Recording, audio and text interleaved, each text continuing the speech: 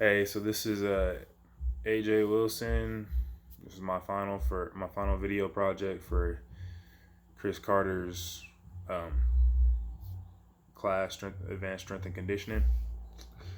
And what I'm gonna be talking about in this video is just kind of dealing with coronavirus and everything, and what I'm doing to stay healthy, and all the things that have helped me to kind of stay more mentally and physically healthier.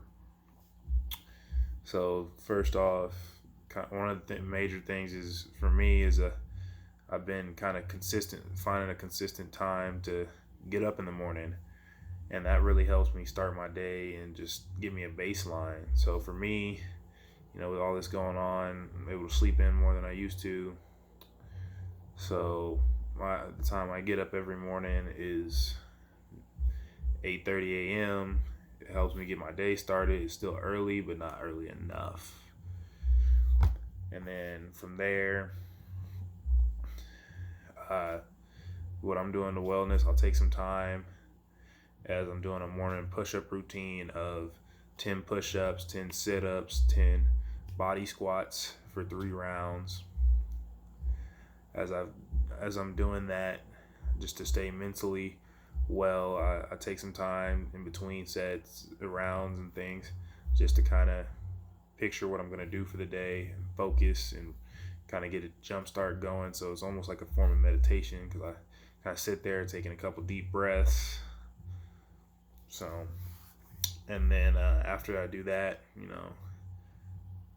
gotta stick to a routine. That's why I do that stuff every day. And then what's really another thing that's really helped me out is being able to go work out with some of my teammates off and on every other day or so, and just working out with them, doing workouts and stuff that have been built for us by our strength coach, which mainly consist of doing leg workouts, so lunges, split squats, hang power cleans, and hang high pulls.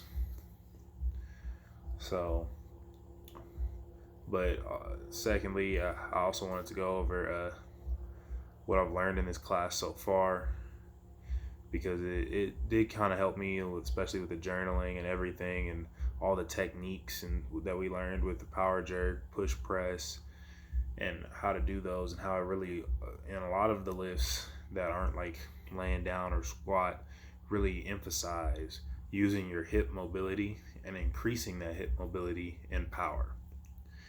So being able to kind of take a bar, put it on your hips, and then get it above your head is like the standard. So learning that technique aspect a little more in depth than I ever did before was something that kind of sparked some interest for me.